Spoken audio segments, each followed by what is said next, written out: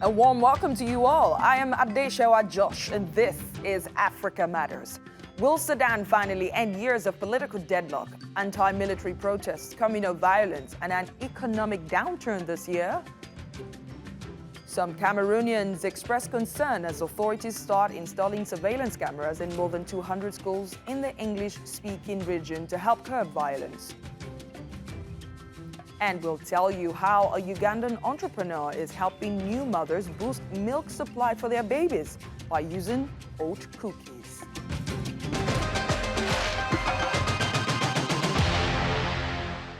It's been more than a month since Sudan's military leaders signed a new power-sharing agreement with a coalition of pro-democracy groups in the capital, Khartoum. Its aim is to end a political deadlock started when a military coup derailed the country's transition to democratic rule in 2021, prompting donors to slash funding and exacerbating an economic crisis in the country. The deal was reached after months of negotiations led by the UN, African Union, Intergovernmental Authority on Development, or IGAD, and several countries, including the US and UAE, to reach an agreement. But protesters led by the resistant committees, a grassroots movement which has been staging near-weekly demonstrations for a year, insist the deal restores a partnership between the military and political elite, have rejected it. Others argue the junta should step aside completely because it had failed to manage security threats facing the country. There's also been a resurgence of ethnic violence in several remote regions, which the UN says has left over 800 people dead and displaced more than 265,000 people in Darfur last year. The UN says Sudan has seen some of its worst tribal violence since the coup. Officials say more than 400 people have so far been killed in the southern province of Blue Nile State when fighting erupted between the Berti and Hausa tribes over land disputes in July. It also says similar clashes between leaders of the Kenana and the Hawasma tribes killed at least 6 people and injured dozens in West Kordofan in November last year.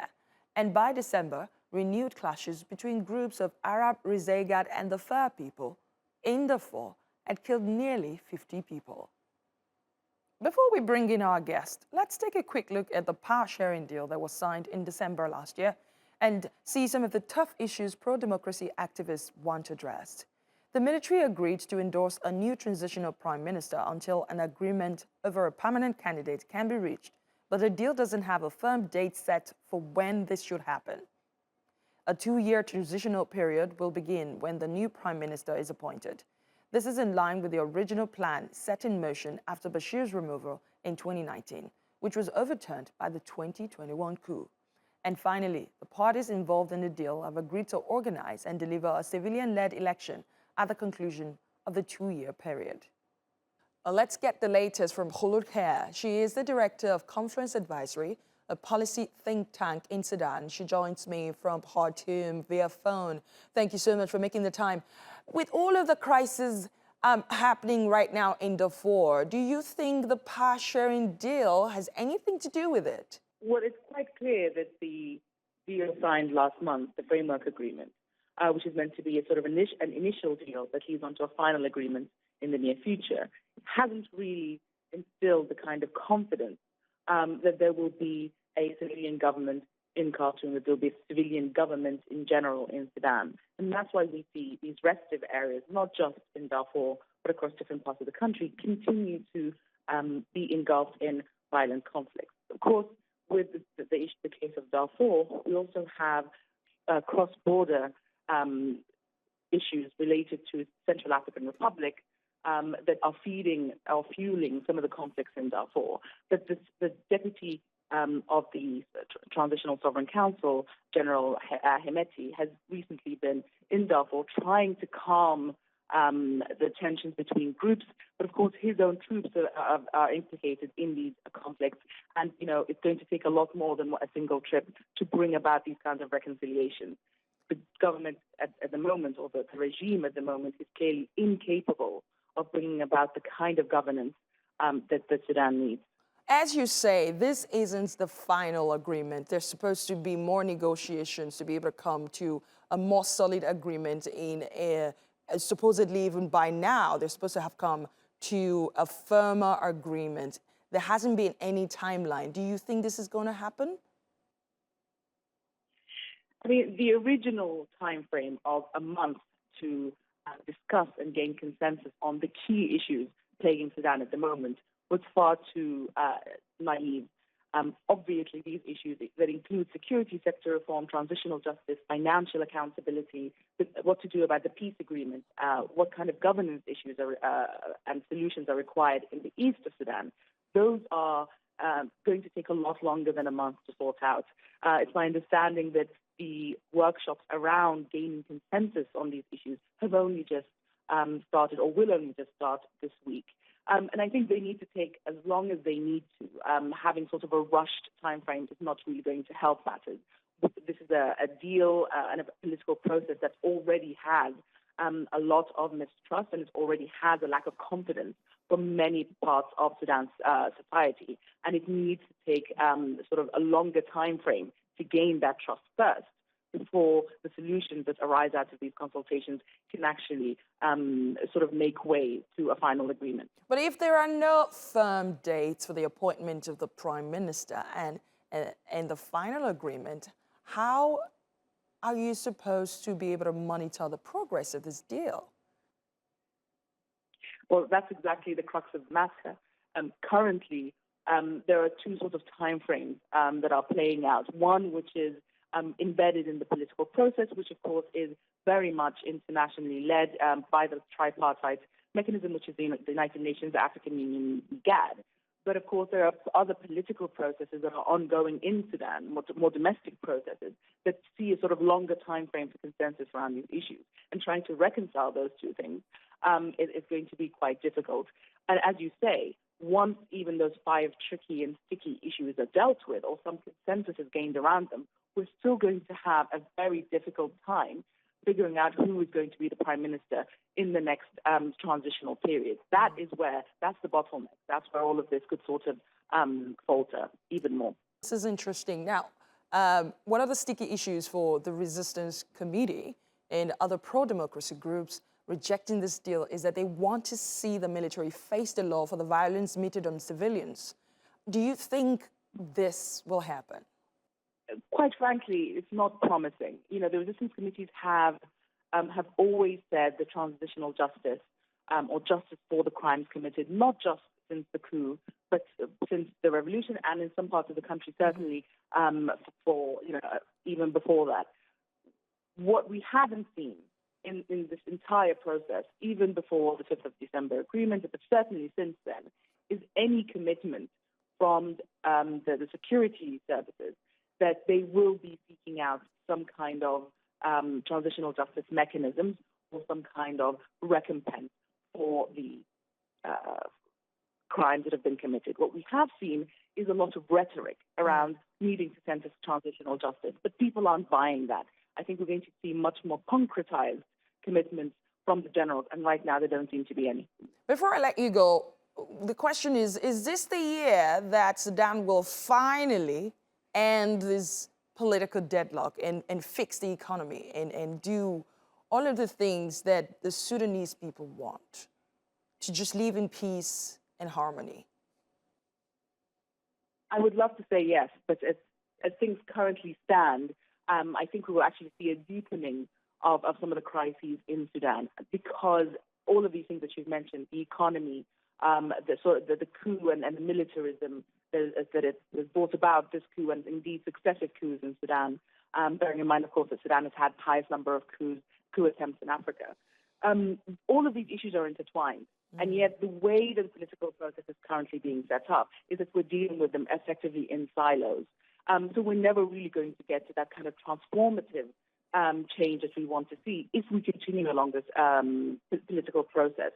Is there an opportunity to bring about a new political process, or one that indeed can capture the imagination and the support of many quarters of Sudan's population? Potentially, but as things stand, that doesn't seem to be the case. So many are seeing that the continuation of protests is the only way to go. Kholood Khair, thank you so much for sharing your insight on this issue. Director of Confluence Advisory, a policy think tank in Sudan. Thank you. Still to come here on Africa Matters. I am Arison Tamfo in Buea, Cameroon, where new surveillance cameras are improving security in schools. I am Darren Alancheune in central Uganda, and I'll bring you a story about how one woman is helping new mothers overcome some of the challenges associated with breastfeeding by giving them a simple oat cookie.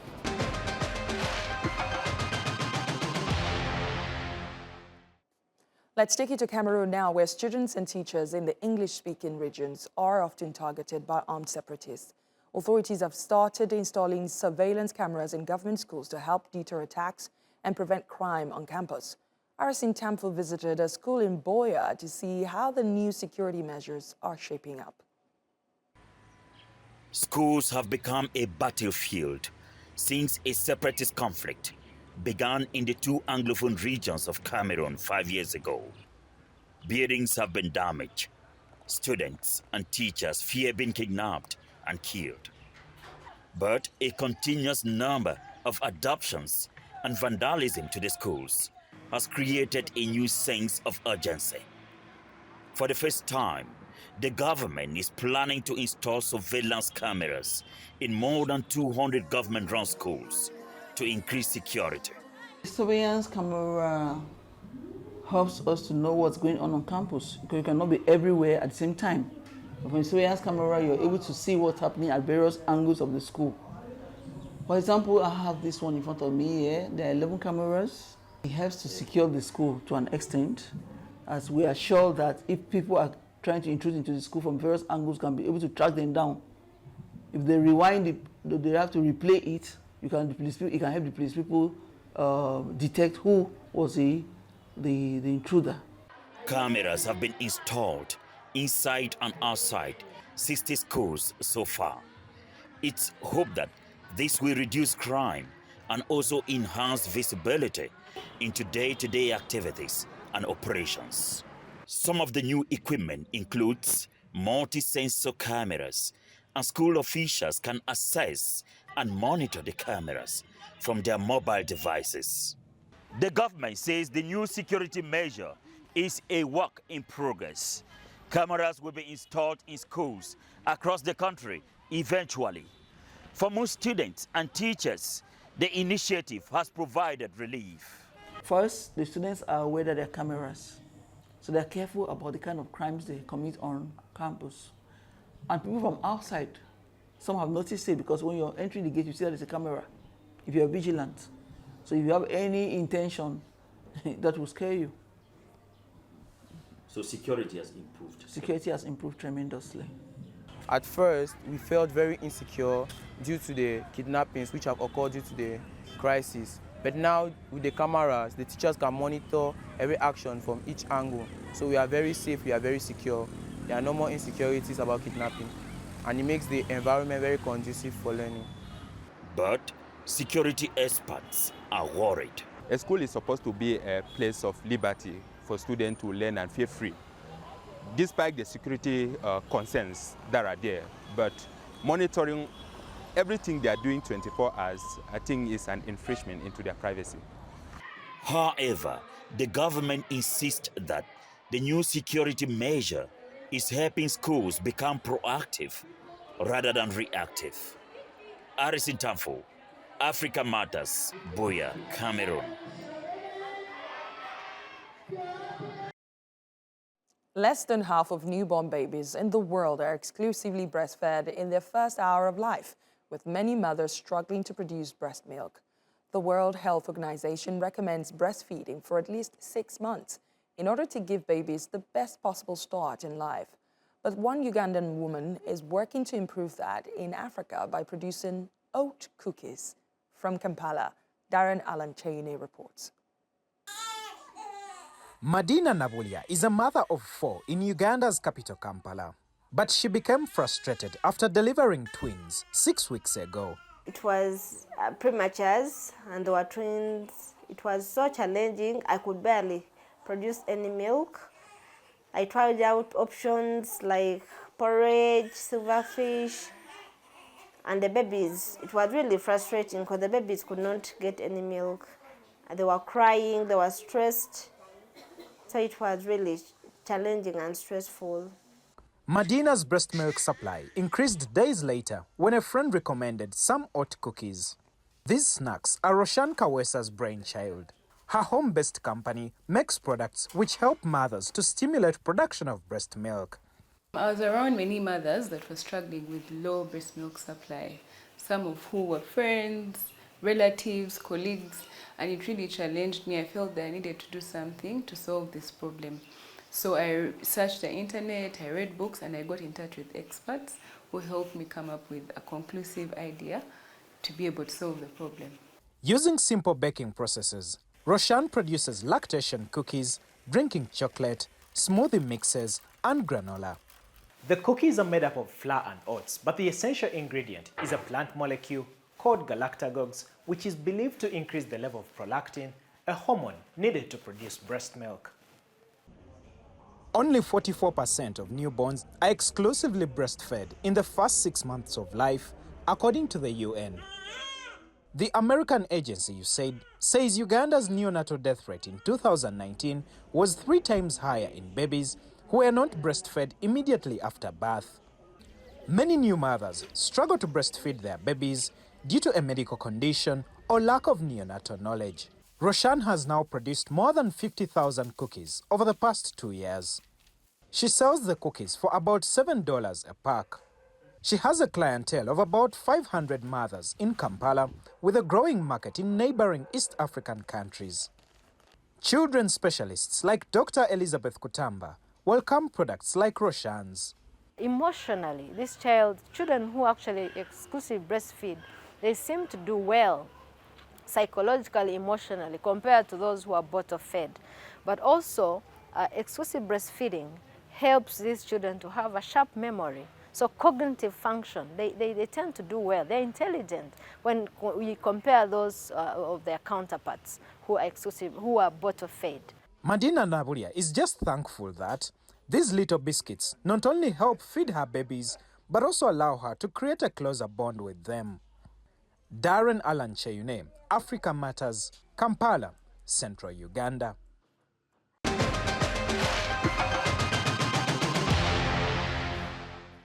Welcome back. You're watching Africa Matters with me, Adeshowa Josh, and here's a roundup of other stories making news across the continent. Students in Malawi's 2 biggest cities, Blantyre and Lilongwe, will be forced to stay at home for at least 2 weeks to try and slow down a surge in cholera cases. More than 18,000 people have been infected and over 600 of them have died since March.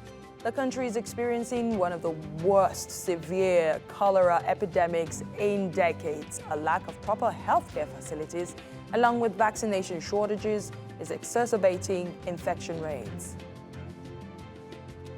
Prosecutors in the Gambia have charged 2 civilians and a police officer in connection with an alleged coup plot in December. The 3 men have been charged with concealment of treason and conspiracy to commit a felony, but they deny the charges. They're accused of conspiring and failing to report information to relevant authorities about the planned overthrow of President Adama Barrow in October and December 2022. Several high-level military officers have also been arrested and are expected to be taken to a court-martial.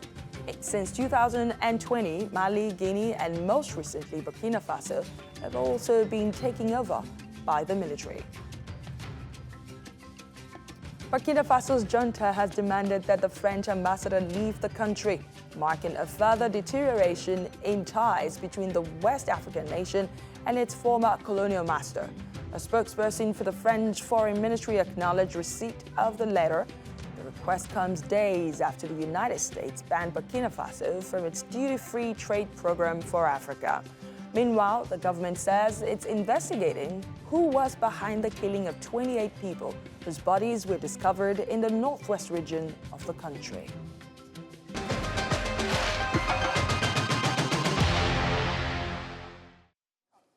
On the southern coast of Kenya, fishing communities are turning to seaweed farming to diversify their local economies.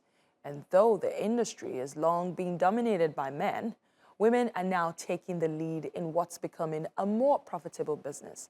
Mutalib Erdogan has more. In the Kenyan town of Kibuyuni, the sea is a place for play and a driver of the economy. Fishing has long been the biggest business in town, and it was traditionally led by men. But that seems to be changing as overfishing slashes profits. Like many other women in the area, Mona Sitishe has turned to seaweed farming to support her family. When my husband leaves for the sea every morning, he sometimes gives me a little bit of money, but that may not be enough. I then have to supplement that with my income from seaweed farming in order to buy food from the market for my children. Officials say they support seaweed farming as it has a lower environmental cost than more traditional crops. The yields from farming on dry land are not great, since there are many challenges such as invasions from wild animals and thieves. The yields are also negatively affected by low amounts of rainfall this year. We are unable to engage in meaningful farming on dry land since wild animals such as the Columbus monkey, wild pigs and baboons regularly invade our farms. They can destroy crops on a 1-acre piece of land within a day. Seaweed farming is being led by women, and most of the raw materials produced here are exported to the US, China and South Africa. Its extracts can be used by the pharmaceutical and cosmetic industries and as a soil fertilizer. And seaweed farming is now helping to diversify and boost the incomes of fishing communities in Kenya's coastal towns. Mutala Padawan, Africa Matters. Most people enjoy an ice cream on a hot summer day. Now, one Zimbabwean molecular biologist is taking the tasty treat to a new level, introducing African indigenous flavors. And it's proving to be a big hit among locals and tourists alike at this South African ice cream shop in Cape Town. Remesa Choda has more. Tapiwa Guza first started making ice cream 12 years ago, and he's come a long way since then, now having created 900 African-inspired flavors. And one day I was in Salt River at a restaurant called Pahari, and they do Zimbabwean food. I saw some things from home, like popped maize, like maputi, some peanuts, and I was like, oh, what if I put that into ice cream? And it was the first time I made ice cream that spoke to my identity and my history, and I was like, I should make more like this. The 36-year-old opened Tapi Tapi, his first ice cream shop 2 years ago in a cool Bohemian suburb of Cape Town. His aim is to reflect Africa's food cultural roots using indigenous ingredients. New changes daily, with no flavor ever repeated. Today we've made a few different flavors. The first one is pumpkin and peanut butter. And that's inspired by a dish called nopi from Zimbabwe. And it's exactly that, it's pumpkin puree together with peanut butter. And then I've also done rooibos and sweet potato jam. And it's quite common in Zimbabwe as well to eat tea with sweet potatoes instead of bread, for just a difference in flavor. And then I've also done clay, and we've used clays from around Africa a lot. And this is clay from Zimbabwe. It gives you a nice earthy, caramelly kind of fudgy texture and flavor. The place is attracting locals and tourists who are coming from far and wide. To eat an ice cream with African flavors is just so heartwarming. I mean, to be on the continent, to be experiencing flavors that are from here. Growing up, we knew that ice cream can be vanilla, something that is just not from here. Now, if you eat something like Sam, it's something that we grew up eating. At the same time, it just makes you connect. It connects you with your childhood. And while Guza's crunchy cones are still the showstopper, he's already expanding his fresh taste of Africa to desserts, breads, cocktails, and soft drinks. Rumeisa Chodar, Africa Matters. That looks very yummy. Now, this week, we explore Touba, Senegal's second largest city. The holy city has a large and influential Muslim sect and a grand mosque, which is sub-Saharan Africa's largest. Let's take a closer look.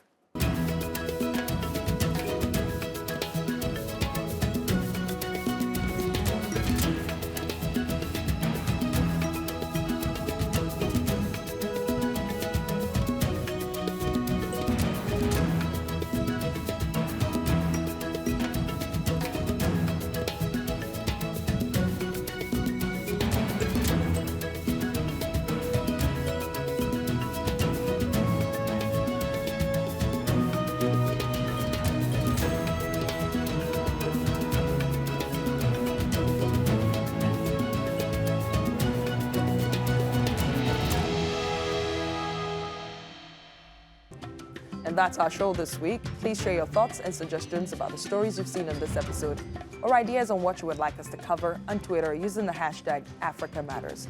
Please feel free to reach out to me on my personal handle @AdeshowaJosh. Thanks a lot for watching, and I'll see you next week.